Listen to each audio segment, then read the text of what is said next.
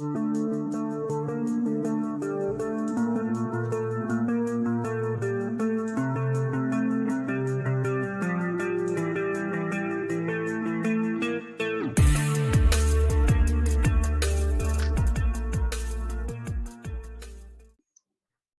pessoal, bem-vindos a mais essa edição do programa Ofício Saúde Mental, um talk show de produção independente que é focado na promoção e no cuidado de saúde mental, qualidade de vida, vida mental saudável e saúde no seu sentido mais amplo. Tudo isso você encontra aqui no canal Psicólogo Paulo Bezzoni. Faça sua inscrição e acione o sininho para não perder nada de nossa programação. Com esse programa, eu inicio uma série de entrevistas que terão o objetivo de levar a vocês informações diretas sobre aspectos delicados e polêmicos que envolvem a saúde mental.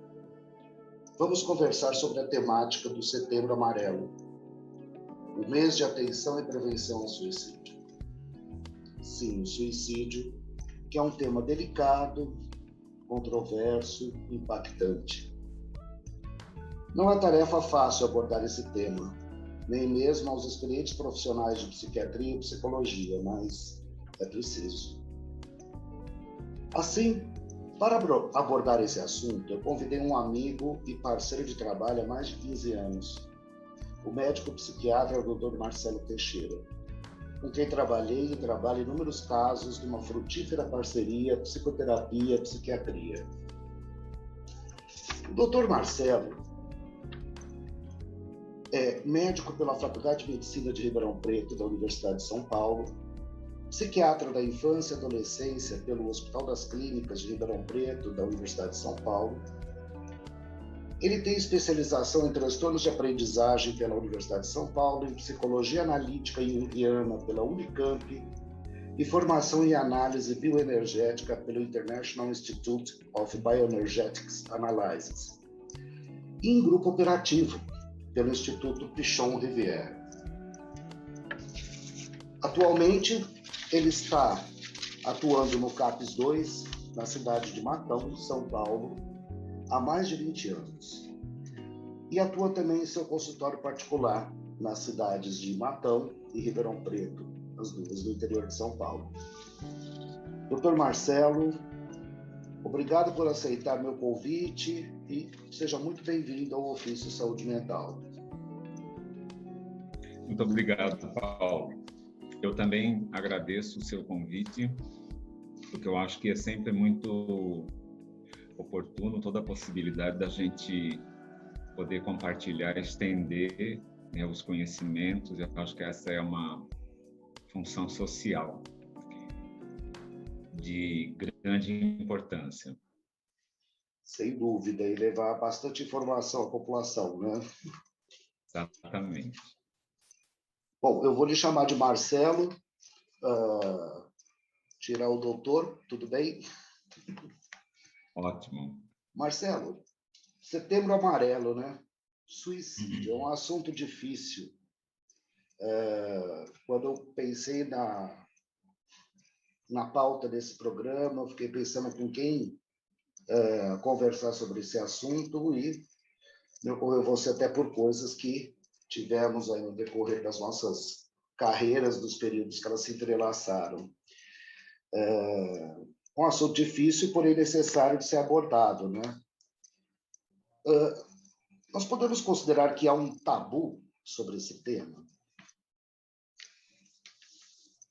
Sim, Paulo. Tabu no sentido do interditado, né? Daquilo que não se pode falar, daquilo que não se deve falar. Eu acho que se aplica muito bem à questão do suicídio, sim. O homem é o animal, de todo o reino animal, ele é o animal que pensa na própria morte, né? Ele consegue intuir a finitude. E ele, por isso, é um ser que consegue antecipar a ideia da morte. Então, eu começo falando por aí, porque de alguma forma a gente pode saber, né, que essa questão do suicídio, ela é uma questão que remonta ao princípio dos tempos, ao princípio da história, ao princípio de quando o homem começou a registrar a história. Então, a gente tem relatos, não é, de suicídio em diferentes culturas, em diferentes contextos e com sentidos diferentes daqueles que nós temos hoje em dia dentro da nossa cultura judaico-cristã, né? Predominantemente judaico-cristã. Vamos pensar em termos de Brasil, né? E nem sempre foi visto dessa forma, né? Como um tabu, né? Em tempos antigos aí até o suicídio era uma forma de expressão de bravura, coragem, destemor perante a morte. Às vezes ele estava inserido num contexto de rituais, né, de lançar maldições sobre um inimigo que se enfrentava em campo de batalha, né? O sujeito tirava a vida porque acreditava que o seu espírito perseguiria aos adversários. E isso era visto como uma bravura, né? Só que essa coisa toda do tabu, ele foi se formatando, talvez ali a partir da Idade Média, onde a, a Igreja Católica, nos seus primórdios, né, passou a entender o suicídio como um pecado, né, como uma negação aí da vontade divina. E a partir daí a coisa ficou bem complicada. Ficou muito complicado pensar sobre, ficou muito complicado falar sobre esse assunto, não é? Até hoje, veja quanto tempo depois, não é? Até hoje isso ainda é uma questão muito difícil. E toda vez que a gente fala aí do Setembro Amarelo, a gente justamente está batendo na questão de que nós precisamos falar sobre isso. Nós precisamos divulgar informações de qualidade, nós precisamos ter uma imprensa que possa também se predispor a divulgar as notícias que envolvem o suicídio, não é? Como fica essa questão da imprensa divulgar? Há um certo cuidado da imprensa com relação a isso, não é? Sim, é importante que haja, né? Aqui no Brasil nós tivemos, se não me engano, em 2006, em 2007, a divulgação de um manual de diretrizes para a imprensa, feito publicado pelo Ministério da Saúde, que colocou linhas gerais na forma de você levar essa notícia, né? Só para citar. Evitar colocar a questão do suicídio nas manchetes, não utilizar a palavra suicídio, a não ser no corpo da matéria, né? Evitar entrevistar pessoas que cogitem sobre a questão da causa do suicídio, evitar afirmações do tipo a pessoa não deu nenhum sinal de que pretendia fazer isso, porque tudo isso fortalece preconceitos em relação ao suicídio, não é? A gente tem uma série de ideias formadas e incutidas e que a gente vai reproduzindo. E elas são enganos, elas representam engano em relação à questão do suicídio. Uma delas, por exemplo, é a ideia de que quem quer se matar, de fato, não avisa, né? E isso é profundamente equivocado, né? Está provado que mais de 80% das pessoas que chegam ao suicídio, elas deram muitos sinais de que pretendiam fazer isso, né? Sinais que a gente entende como pedidos de ajuda, pedidos de que nós temos que entender que uma pessoa que pensa em se matar, ela essencialmente ela está profundamente ambivalente, quer dizer, dentro dela tem o desejo, né, de continuar a viver, mas há, ao mesmo tempo, um anseio, né, por botar fim a algum nível de sofrimento que a pessoa tem. Então, dentro dessa ambivalência, né, de querer e não querer, é muito frequente que o suicida fale sobre o assunto, toque, escreva, demonstre, né? Então, essa história de que é um preconceito, né? De que quem quer realmente se matar não fala, né? É o contrário disso. Como que você vê isso na prática, Marcelo? Esses sinais, esses avisos de, olha, eu estou no meu limite de sofrimento. Como que são feitos esses sinais? Sim. Eu acho que a gente precisava conversar para chegar nesse ponto aí, Paulo, sobre algumas questões, assim. Por Vamos exemplo, lá. quando a gente fala em suicídio, nós estamos falando de um ato final, né, da ponta do iceberg, né? Só para lembrar aquele filme que o iceberg afunda o barco, não é? Porque aparecia só uma ponta dele acima do nível da água, mas abaixo dele tinha uma massa enorme de gelo, né? Essa questão do suicídio, a gente pode usar essa imagem, né? O comportamento suicida ou a tentativa de suicídio, ela é a pontinha de um iceberg, né?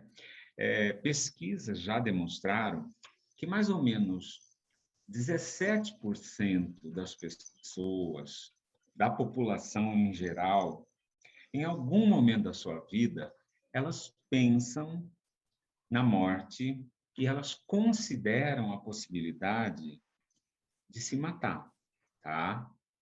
Quantos por cento? 17%. 17%. 17%. Isso é um número bastante elevado, se a gente colocar isso em termos da população geral. Nós não estamos falando aqui de uma população de risco específica, né? Como poderia ser, por exemplo, a população das pessoas que têm algum tipo de transtorno psiquiátrico, tá? Eu estou falando da população em geral. 17% tem ideação suicida. Quer dizer, é um pensamento em algum momento, né, na questão de terminar com a própria vida. Desses 17%, isso aqui que eu estou citando para você, é o resultado de uma pesquisa que foi feita na cidade de Campinas, né, por um grupo liderado por Botega e colaboradores, tá? Desses 17% que têm um pensamento, uma ideação, 5% vão desenvolver um plano suicida, um plano onde os detalhes são pensados, né? Os meios são pensados, as oportunidades são pensadas. Desses 5%, eu estou falando assim, a cada 100 habitantes, né? Então, vamos colocar de uma outra forma. Em 100 habitantes, 17 pessoas pensam no suicídio. Alguma vez na vida. 5 pessoas dessas 17, alguma vez na vida. 5 pessoas dessas 17 vão elaborar um plano com detalhes, com formas, com meios. 3 pessoas vão efetivamente fazer uma tentativa, vão botar o plano em prática. E apenas uma pessoa a cada 100 vai ser atendida no pronto-socorro, no sistema de saúde, tá? Então, quando a gente começa a pensar na questão do suicídio, a gente diz assim, bom, então o que é percebido através do sistema de saúde é uma pequeníssima fração do problema, né? Então, é relativamente frequente o pensamento a respeito da morte, do suicídio, não é? Porém, é muito os sistemas de percepção aí do problema, eles dão uma falsa impressão para a gente, né? Porque você vê que é um número mínimo de pessoas que chegam no sistema de saúde apresentando uma tentativa de suicídio, bem-sucedida ou não, entendeu? Isso Uhum. independe, tá? Bom, começando por aí, a gente vê que o fenômeno é pouco percebido. E aqui no nosso país foi muito pouco estudado. Até mais ou menos o início deste século, o ano 2000, muito poucas iniciativas de pesquisa para entender esse fenômeno existiam. Até hoje, nós temos diretrizes que o Ministério da Saúde veio colocando ao longo deste século aqui, né? Depois do ano 2000. Mas nós não temos ainda um plano nacional com ações efetivas, com trabalhos de prevenção, tá? Nós não temos. Apesar do Brasil ter se engajado, né, ter se comprometido de reduzir o número de suicídios até o ano de 2020, que é o ano que passou. Uhum. Né? Isso foi um compromisso feito, mas, infelizmente, esse compromisso não se efetuou, né? Porque o que nós vimos nesse período dos anos 90 até 2020 foi um aumento das taxas, né, de ocorrência de suicídio, né? De sobremaneira entre adolescentes, que foi uma faixa em que isso cresceu de maneira preocupante. Quando você fala E, adolescente, vamos estabelecer uma faixa etária de quanto sim, a quanto? 13 a 20. Tá. 13 a 20. Né? A gente teve um crescimento, Paulo, na ocorrência de casos. Né? E o outro pico etário é exatamente na faixa dos 70 anos, né? São entre os idosos. Esses Uhum. são os dois grandes picos etários do suicídio aqui no nosso país, tá? Então, é a partir do ano 2000 que a gente vai ter na nossa realidade tentativas de entender estudos conduzidos, né, por centros de pesquisa, normalmente as principais faculdades do país, que se voltaram para essa realidade do suicídio. E aí, na sua prática, né, é possível a gente falar tipos de sinais que as pessoas, para a gente tentar colocar numa linha educativa para quem está nos assistindo, o que observar, o que ficar atento. Paulo, existe já uma, uma definição bem feita de qual que é o perfil das pessoas que tentam suicídio.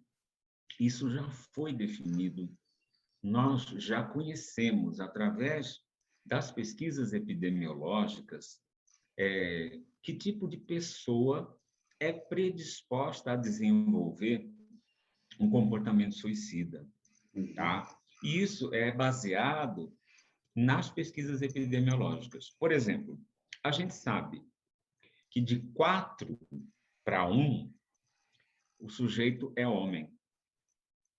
Por quê? 4 homens se matam para uma mulher, tá? Então, nós sabemos que esse sujeito, ele é predominantemente do sexo masculino, tá? Nós sabemos que esse sujeito, ele está normalmente divorciado, solteiro, tá? Por quê? Porque a questão do estar casado entra como um fator de proteção, Tá. tá? Ter filhos também é um fator de proteção. Então, o sujeito solteiro ou divorciado, de sexo masculino, sem filhos, desempregado, sendo minoria étnica num país, tá? Ou, no caso brasileiro, sendo indígena, tá? Porque aqui no Brasil nós temos taxas de suicídio que são mais que o dobro da população em geral nos grupamentos indígenas, né? Nos nossos povos originários. Tudo isso por conta desse processo de perda, né, da cultura, do idioma, né, do modo de viver, né, daquele povo originário. Então, no Brasil, ser indígena é risco para suicídio. E aí existem fatores que podem criar predisposições, não é? As pessoas que viveram na sua infância, uma infância onde elas foram submetidas à violência, a todo tipo de abuso físico, abuso sexual, pessoas que na infância conviveram com alcoolismo dos pais, das figuras paternas, né? Que viveram em lares muito disruptivos, né? Famílias onde todo mundo brigava, todo mundo se agredia, são fatores predisponentes. Pessoas que na infância, na juventude, conviveram com parentes que se suicidaram, né? Isso aumenta enormemente a chance do sujeito, na vida adulta, desenvolver comportamento suicida. Crianças, né, que viveram esses processos migratórios também, tá? Tudo isso são fatores predisponentes, tá? Que criam uma predisposição para a pessoa, na vida adulta, desenvolver ideação, tentativa de suicida. E aí a gente fala que existem também assim, eu não poderia deixar de citar a questão da doença mental, né? A gente sabe que a frequência da ocorrência de doença mental nas pessoas que se suicidam ou tentam se suicidar é da ordem de 90%. Quer dizer, a pessoa ser portadora de uma doença mental de caráter crônico, do tipo uma depressão, uma esquizofrenia, um transtorno de humor bipolar, alcoolismo, ou abuso de qualquer tipo de droga, né, de substâncias em geral, isso aumenta enormemente o risco suicida. Então, você vê, Paulo, que a gente tem uma boa noção de qual que é o perfil da pessoa que vai desenvolver o comportamento suicida. E esse conhecimento que é a base de todo o processo de campanhas para prevenir o comportamento suicida. Nós sabemos as pessoas que precisam ser cuidadas. Observadas e cuidadas, né? Assim, familiares, sim, exatamente, para você poder impedir. Uma vez eu ouvi de um professor, e nunca me esqueci, que a gente, quando trabalha com suicídio, a gente não quer evitar todo o suicídio. A gente quer evitar os suicídios evitáveis. Sim.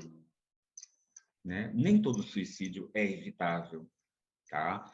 Mas nós sabemos que num grande número, né, nós compreendemos bastante bem quais são as populações que estão debaixo desse risco. E é aí que tem que ser orientadas as campanhas, né, de prevenção, né? O trabalho de prevenção, que é o trabalho de prevenir. Né? E é nesse sentido que o Setembro Amarelo ganha um significado especial, porque poder falar é prevenir.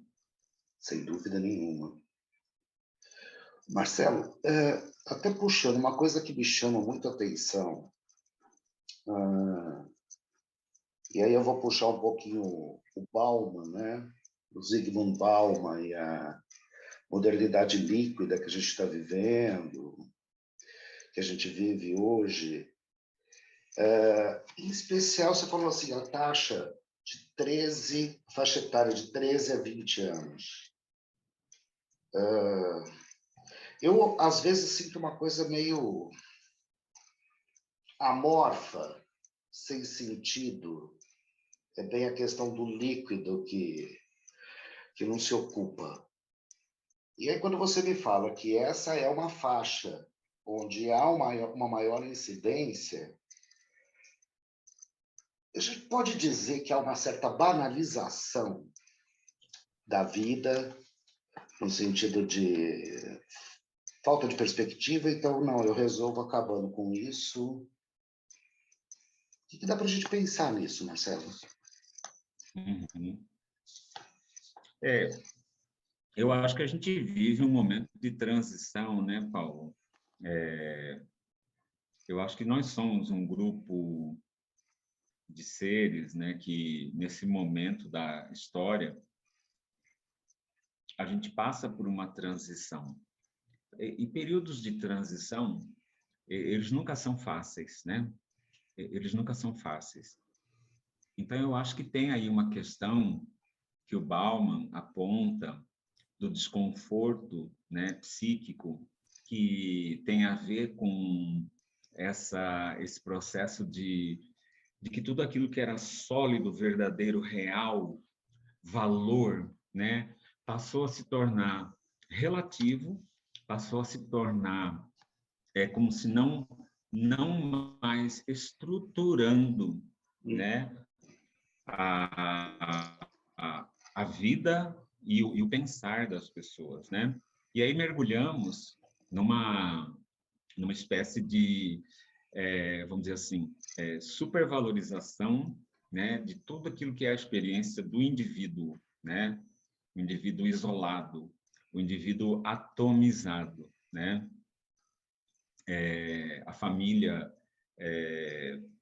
ela, enquanto um fenômeno, vamos dizer assim, que antes remontava, né, toda aquela coisa do grupo familiar que cuidava dos seus descendentes, e ali tinha uma passagem de valores tradicionais, né? E hoje em dia a questão toda é colocada na experiência de cada um, né? No que para mim tal coisa assim pode ser bom e pode ser que para você não seja bom, e tudo está muito relativo, né? Uhum. Eu acho que a gente vivendo esse processo de como se fosse uma espécie de uma desrealização, e é evidentemente que alguma coisa vai surgindo aí, mas talvez a gente ainda não tenha uma visão estabelecida, né? Mas, de alguma forma, tudo isso tem muito a ver com as formas de adoecimento mental desta época, né?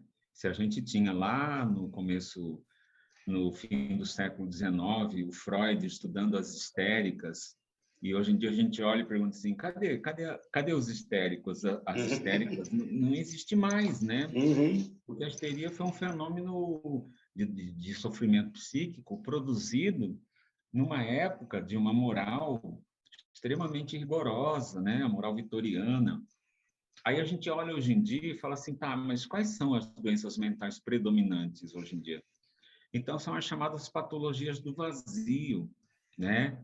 São os transtornos borderline, né? São os transtornos narcisistas de personalidade, os transtornos de sociopatia, né? De psicopatia, aonde o essencial é a sensação de vazio, a sensação de negação do outro e da alteridade do outro, né? Essa coisa da diferença do outro. A depressão São entra nisso? transtornos. A depressão Sim, entraria nesse sim, a transtornos do depressão entra vazio? nisso, porque vamos dizer assim, é aquilo que o sujeito experimenta, né, diante desse esvaziamento, né? A depressão, né, tem um pensador que eu gosto muito da análise dele, que é um coreano radicado na Alemanha, um filósofo chamado Byung-Chul Han. Ele fala muito da sociedade do cansaço. Ele fala muito que o preço que nós pagamos hoje nesta etapa do capitalismo, onde cada um é o empreendedor de si próprio, é o patrão de si próprio, são jornadas extensas de trabalho, exaustivas, e o preço disso é a síndrome de consumo pelo trabalho, é a depressão, né, que são os resultados, né, dessa coisa de que o sucesso está ao meu alcance. Essa coisa toda da cultura do coaching, né? Se eu Sim. quiser, eu vou conseguir. Então, aí o sujeito não consegue, porque conseguir não é uma questão de querer apenas, Uhum. né? Essa história é mal contada, não é? E aí ele se vê diante do fracasso e de quem ele cobra? Ele cobra dele mesmo, né? E aí surge a depressão, surge o esgotamento e surge o suicídio, tá? O suicídio está dentro dessa questão que é, digamos assim, colocada, né, por esse pensador, que eu acho muito interessante, né, os estudos dele que apontam nessa direção, Agora, né? interessante isso que você está colocando, Marcelo, com a estatística que você colocou, que de cada 5, 4 são homens, né? Sim, Ou cada exato. 4, 3. É. Cada... Só que aí é assim, mais ou menos 3,8 ou 4 homens se suicidam para uma mulher. Então, quer Sim, dizer que os homens se matam mais. Mas quando a gente olha a questão da tentativa, as mulheres tentam mais o suicídio. É 3 mulheres para um homem. É curioso isso, né? As mulheres fazem mais tentativa, porém, são tentativas de baixa letalidade, tá. enquanto que os homens se matam mais na proporção de 4 para 1, porque normalmente quando os homens escolhem os meios, costumam escolher meios mais letais do que as mulheres, né?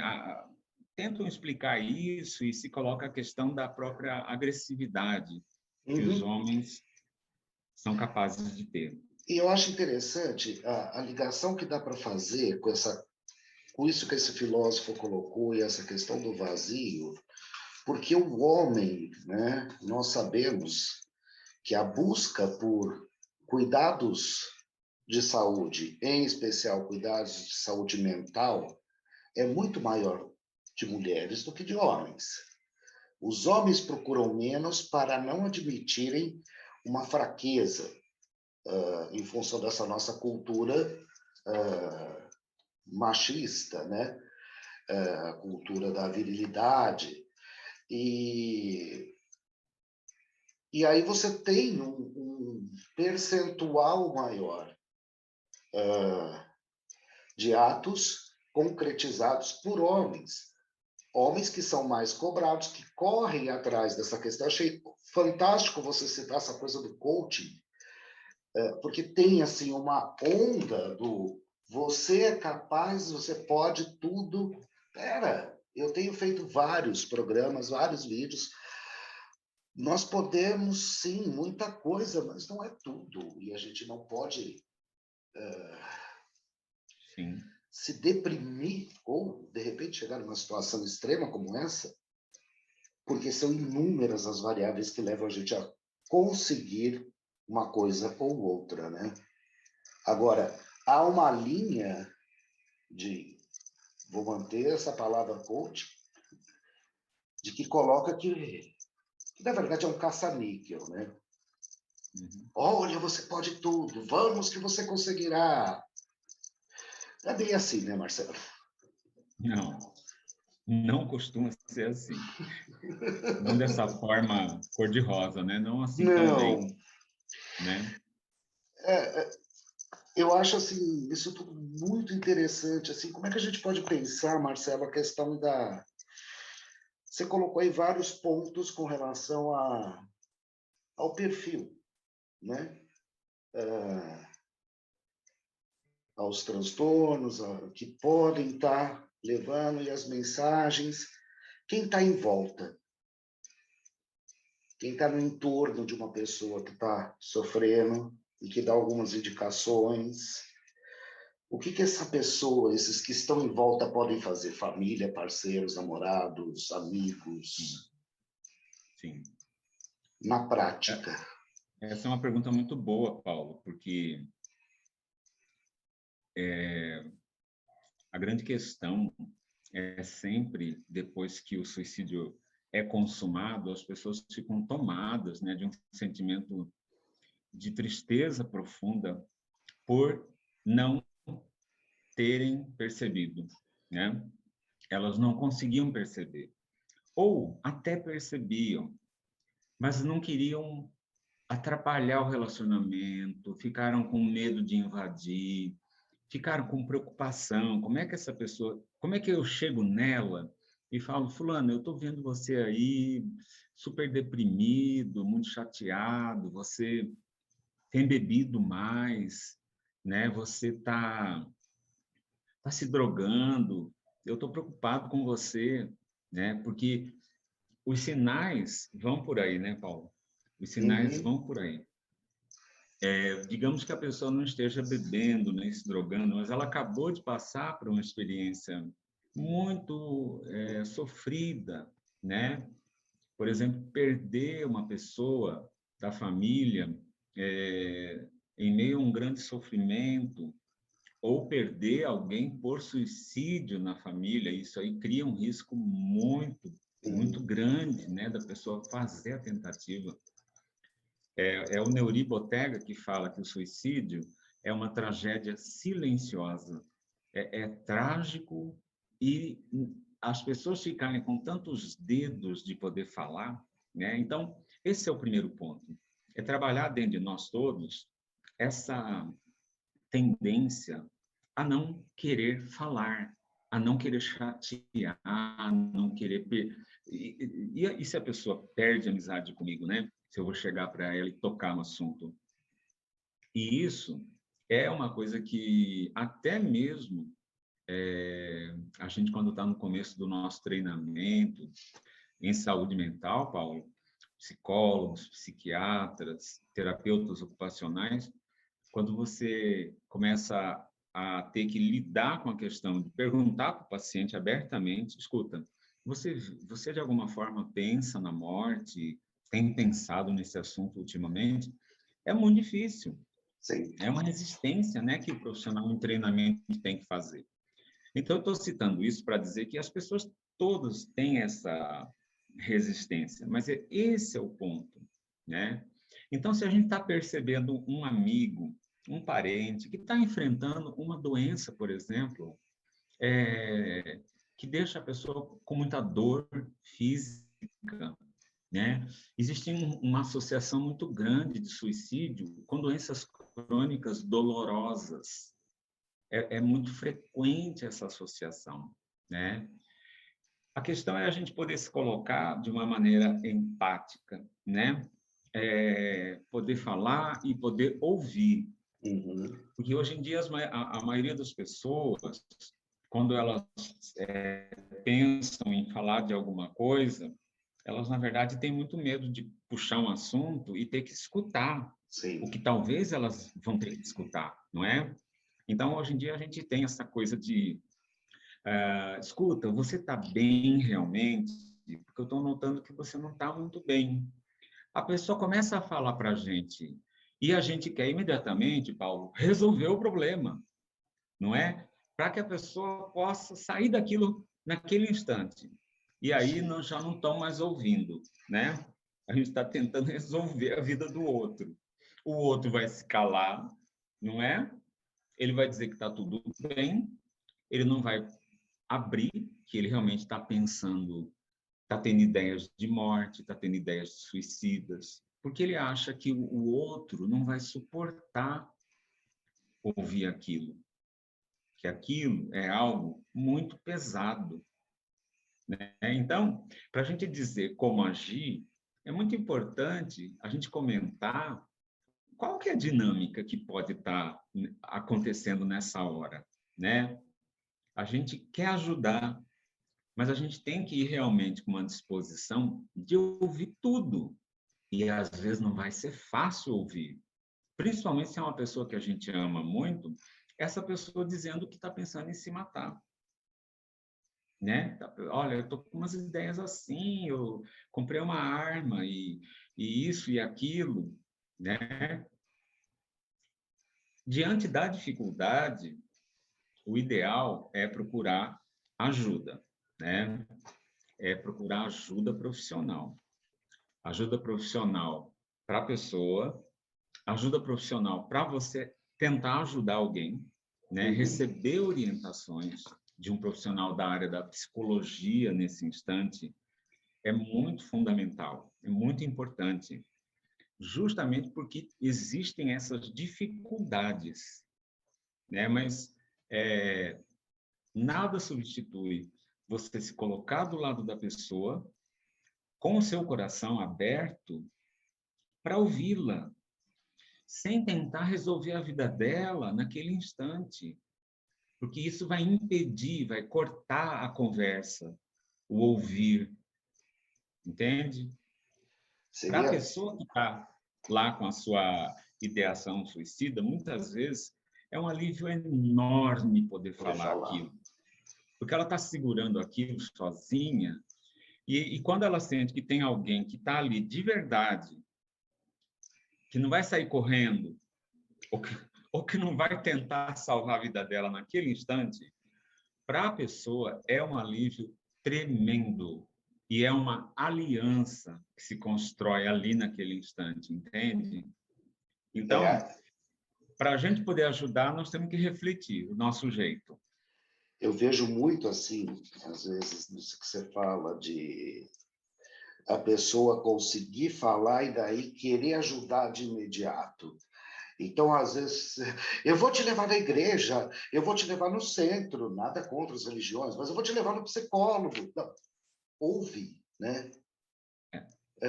Ouve primeiro. E uma coisa muito interessante que eu achei que você falou e que eu gostei bastante é, muitas vezes, né, Marcelo, a pessoa que está pensando e que naquele momento conseguiu se abrir, ela não, ela é muito resistente a buscar uma ajuda a um profissional de saúde mental, seja um psicólogo, um psiquiatra. Mas quem está ao lado buscar essa ajuda para ser orientado de como agir. Eu acho isso fantástico. Quer dizer, você ajuda de uma forma indireta. Exato. Mas muito bom tudo isso, Marcelo, e falar desse assunto, né? E para a gente finalizar aqui essa conversa, a gente iria longe aqui. O que dizer, né, como uma mensagem, né, nesse setembro amarelo, e um ano todo amarelo, vamos colocar, né? As pessoas que nos assistem sobre o assunto, o que você coloca aí? Uhum. Uma Olha, Paulo, mensagem. eu contaria rapidamente, eu contaria qual que foi a minha história em relação ao suicídio, né? Quando eu tinha 15, 16 anos, eu conheci um poeta chamado Manuel Bandeira. E pela primeira vez eu me pus a pensar Ele tinha um poema que ele dizia assim, que ele queria ter a paixão dos suicidas que se matam sem explicação. Aquilo ficou muito na minha mente, né? Eu gostava muito de poesia e esse verso me marcou muito. Na residência, né, em Ribeirão Preto, no meu primeiro ano de residência, eu vivi uma situação muito impactante, que foi a perda de uma colega de residência, uma psiquiatra em formação, que se matou. Aquilo foi uma experiência que impactou muito a mim e ao grupo de médicos em formação. Eu nunca tinha perdido ninguém por suicídio tão próximo. Era uma amiga querida. E a partir daí, gerou-se em mim uma grande inquietação, Paulo, em relação a isso. Porque eu vivi todo esse processo de ter estado próximo, de não ter percebido, de não ter podido ajudar. Eu vivi toda a dificuldade que a gente fica de elaborar esse luto, que é muito difícil. É muito difícil a gente elaborar um luto de uma pessoa suicida, porque a gente sente amor, a gente sente raiva, a gente sente revolta, a gente se sente abandonado pela pessoa. É tudo muito difícil para a gente poder fazer, né? E esse momento ali da minha trajetória e da minha formação foi muito marcado. Eu assumi comigo um compromisso, né, de olhar, de poder olhar com o máximo de empatia pelas pessoas que pensavam em se matar, entende? E isso talvez fosse um pouco difícil para mim antes disso, entende? Antes disso, por conta de preconceitos que eu trazia, né? Então, assim, só mencionando isso brevemente, né, porque foi a partir dessa experiência que eu vivi um processo interno de transformação e de modificação que se incorporou ao meu ser profissional. Então, a partir daí que eu diria para as pessoas, é assim, não julguem, não julguem, não coloquem a verdade e o sentido da vida de vocês como sendo a verdade e o sentido da vida daquela pessoa que está ao seu lado e está pensando em se matar. Suicídio não é falta de Deus. Suicídio não é falta de qualquer coisa que seja importante para mim ou para você, para aquela pessoa, tá? Existe uma dinâmica própria. A gente precisa muito não julgar. Não julgar um ser humano em qualquer situação. Sobremaneira, nas situações de dificuldade. Numa situação extrema como essa, da pessoa estar tendo ideações suicidas, né? É muito importante que a gente não julgue e nem aplique os nossos valores de vida para a pessoa, né? Porque a gente não vai transformar a pessoa numa cópia da gente, para que ela continue viva, né? A questão é sempre estar do lado, procurar ajuda profissional para a pessoa ou para você que quer ajudar, entende? Fazer o melhor e, sobretudo, ter essa postura da gente poder validar, entende? É muito difícil isso, a gente poder validar a dor do outro e a gente poder dizer para aquela pessoa, escuta, eu acho que se eu tivesse no seu lugar, talvez eu pensasse isso, entende? Mas eu sei que, como eu não estou no seu lugar, eu estou aqui e eu quero muito te ajudar, porque eu quero você vivo, porque eu tenho meus motivos, meu sentimento por você, o seu significado para mim, né? É desse tipo de coisa que a gente tem que falar num momento desse, né? A gente não pode invalidar a dor do outro, dizer assim, ih, rapaz, você quer se matar porque ela te deixou, larga de ser besta. E a gente está invalidando Tanta toda a mulher no experiência. mundo. Tanta mulher no mundo para você ficar aí, né? e a pessoa lá numa dor, que às vezes o motivo pode não ser uma decepção amorosa, né? Às vezes o motivo pode ser alguma outra coisa, né? E a gente chega invalidando essa experiência, dizendo isso não é nada, isso não Sim. significa nada. Aí a pessoa fecha a boca, fica quieta Uhum. e te descarta, né? Como possível ajuda. A peça não significa nada, mas para mim está doendo muito. Então, Pois é, mas acho que é ser empático, né, Marcelo? E empático é se coloque no lugar do outro. Isso é o significado de empatia, é colocar-se no lugar daquele que está passando pela situação. Marcelo, muito bom, muito obrigado por ter disponibilizado esse seu tempo para a gente aqui. As pessoas que quiserem entrar em contato com você está fazendo atendimentos online também? sim. Estou fazendo atendimento online, que isso surgiu, né, com a pandemia, e estou fazendo também atendimentos presenciais em consultório, Em Matão e Ribeirão Preto. Matão e Ribeirão Preto. Para contato, quem quiser estar conversando, de repente uma consulta. Meu e-mail é marcelo06teixeira@gmail.com. E telefone para contato fixo, né?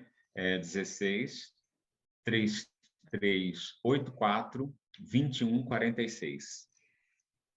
Ok, com a Marta. Com a Marta. E a Patrícia. E a Patrícia. Sim. Ótimas secretárias do Dr. Marcelo lá. Muitas vezes eu ligo, Marta, preciso mandar uma pessoa aí. Muito bem, esses números todos passaram aqui. Muito obrigado, Marcelo, por disponibilizar novamente, por disponibilizar o seu tempo, falar desse assunto tão importante. Muito obrigado, Paulo. E você, obrigado por ter assistido ao programa até o final. Se não fez sua inscrição ainda, faça sua inscrição no canal e acione o lembrete. Um grande abraço, nos vemos no próximo Ofício Saúde Mental.